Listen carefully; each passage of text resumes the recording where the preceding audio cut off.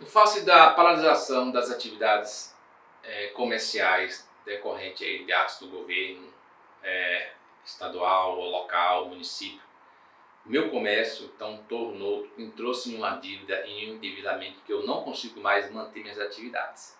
Então, vamos falar disso, quais são os meios que você então conseguir escapar das suas dívidas, meios judiciais e extrajudiciais, ok? Meu nome é Jordão Português, sou advogado e esse é um canal para trazer dúvidas para a sociedade de forma gratuita e te ensinar os seus direitos para você também aprender mais e se nortear aí na sua vida jurídica, na sua vida social, enfim. Tá bom? Então, em face desses acontecimentos, a crise é notória, a recessão é conhecida, é sabida por todos, é de curial saber-se, né?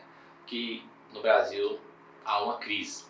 E sempre vai vir os oportunistas. O oportunista é aquele que vai usar isso aí para se beneficiar. E outros que realmente estão prejudicados, foram prejudicados e que precisam de um amparo jurídico. Até então não se via isso na sociedade, algo que quem é de mais de 50 anos aí, ou quem é de 70 anos aí, nunca viu isso. Já aquela gripe espanhola, 1918 mais ou menos, é só quem é dessa idade que presenciou aí 2 meses de paralisação nessa época de fechamento do comércio, isolamento, quarentena. Mas aí, quem é dessa geração aí de 70 anos aí para trás, né, 80 anos aí, nunca presenciou algo que nós estamos vendo hoje no Brasil. E o comércio, às vezes, realmente muitos foram prejudicados e criaram dívidas que tornou-se impossível. Ou seja, a pessoa já estava ali pagando todo mês e agora fechou o comércio. Como é que ele vai fazer dinheiro? Aí ele deixou atrasar um cheque, ele deixou atrasar o aluguel, ele deixou atrasar a água, ele deixou atrasar a luz, ele deixou atrasar os fornecedores, certo? Teve gente que teve um prejuízo enorme. Essa semana mesmo, um cliente que teve um prejuízo de mais de R$ 200.000, que ela fornecia merenda para as escolas. E aí fechou do nada, sem avisar, sem preparar. Aí sabe o que aconteceu? Todo o estoque dela se perdeu, que é aquele estoque de uma semana. É estoque de uma semana. E preparava comida para as pessoas ali, para as crianças das creches, das escolas. E fechou. O prejuízo dela foi de R$ 200.000. Ela não tem como mais voltar a trabalhar, ela não tem como mais a produzir. Quando voltar às atividades, em alguns lugares ainda não voltou, ficou aí 3, 4, 5 meses e ela não tem mais condição de voltar a trabalhar, porque ela não tem mais o que capital, ela não tem mais dinheiro para pagar as dívidas que ela tinha com os fornecedores dela, para comprar novamente, para depois fazer o quê? Vender e começar a produzir novamente. E tem muitos que estão nessa situação. Então tem 3 situações que você pode conseguir então um acordo. E são elas: recuperação judicial, recuperação extrajudicial e falência. Vamos falar da falência, que é o fechamento da sua atividade, é um processo judicial ao qual você você mesmo pode pedir, o empresário chega, pode pedir, fala, olha, as minhas atividades tornaram-se impossível e também decorrente dessa paralisação foi o ápice de todo o que aconteceu na minha empresa. Então, o que acontece? Eu estou com dívidas e não tenho condição de pagar, não tenho condição mais de produzir, vou fechar minhas atividades, vamos liquidar meu patrimônio, vamos vender meu patrimônio e pagar aquilo que der para pagar, tá bom? E chama-se falência, é quando a empresa não quer mais fazer, fechar, ou melhor, não quer mais exercer atividade comercial, ela mesma pode pedir, tá? Então, eu quero manter minhas atividades, eu quero reerguer novamente, eu quero ter um plano de soerguimento. E tem que ser um advogado profissional que trabalha com isso, que tem experiência, tá? Que é uma área muito específica. Poucos são os profissionais que trabalham nessa área da recuperação judicial no Brasil. Poucos, tá? Eu conheço poucos aqui.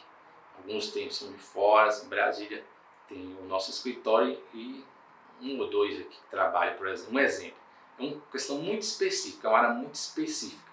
E aí você deve procurar o seu profissional, fazer uma consultoria e ver qual é o seu caso, qual que se encaixa melhor naquilo que você quer pretender erguer. Então, recuperação judicial, vou falar aqui de forma bem rápida, para você entender. Aí você, então, tem um patrimônio e sua dívida excede seu patrimônio. Olha, eu tenho aqui 10 milhões de patrimônio, mais a minha dívida de 20 milhões. Ok? Então, eu sei produzir, agora vai voltar às atividades normais, eu vou conseguir produzir, só que eu preciso de um acordo, fechar um acordo para a gente dar um desconto nessas dívidas que eu estou devendo a vocês, gerou muitos juros, gerou muitas questões relacionadas a isso. Eu queria então, vamos diminuir um pouco mais essa dívida e parcelar essa dívida em tantas vezes, ok? Mais ou menos assim o plano da recuperação judicial. Aí todos os credores são chamados, é um processo judicial, então você faz uma proposta, ó, essas dívidas de 20 milhões eu vou pagar ela com um deságio de 50%. E nesse deságio de 50%, ou seja, como fosse um desconto, de 20 milhões vai virar 10 milhões, e eu vou pagar isso em 10 anos dividido para vocês. Aí tem várias classes de credores, várias questões e requisitos que têm que ser seguidos, tá? Qual é a desvantagem dessa recuperação? Vamos lá.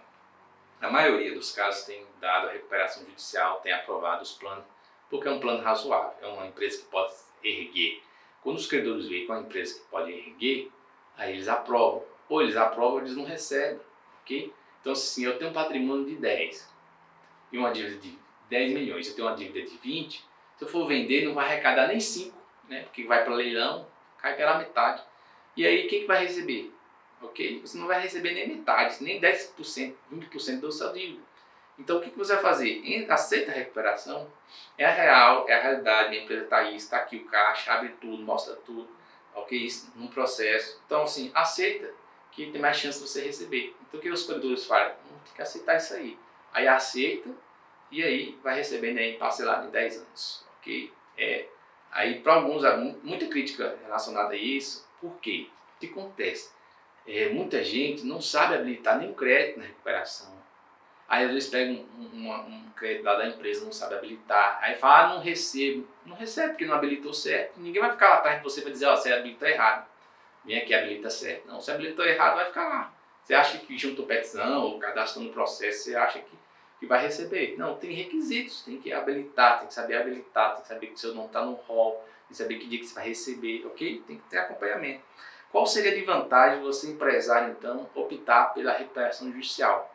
A desvantagem é que você pode decretar falência, ou seja, se os credores votarem contra o seu plano, vai ser decretada falência, tá? Ou seja, aí sim, vai fechar suas atividades e você vai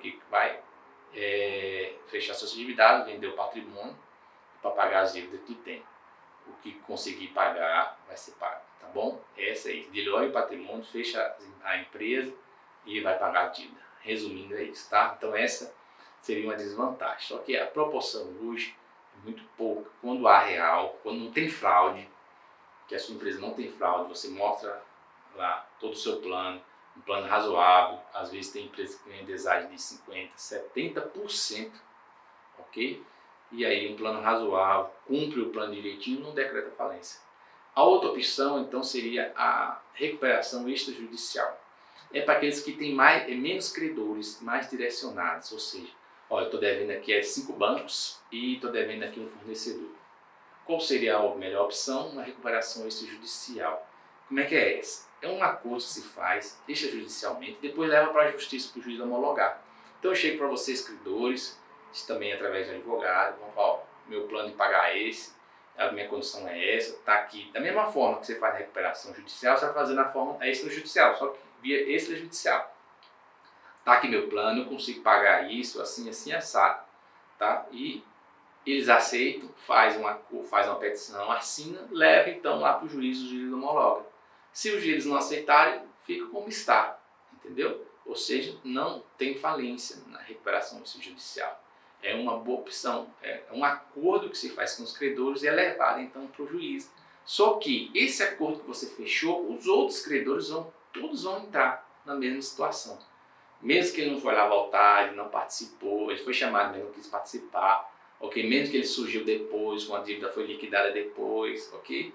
Ele vai ter que estar sujeito a esse plano de recuperação que foi extrajudicial, tá bom? Fica aí a dica, veja qual é a sua opção, escolha um profissional da sua área, tá bom? Deixe aqui sua dúvida, tiver dúvida, se você é empresário ou até credor, okay? De alguém que está em recuperação judicial, deixe aqui sua dúvida, Vamos tirar sua dúvida e fazer um vídeo ou ao menos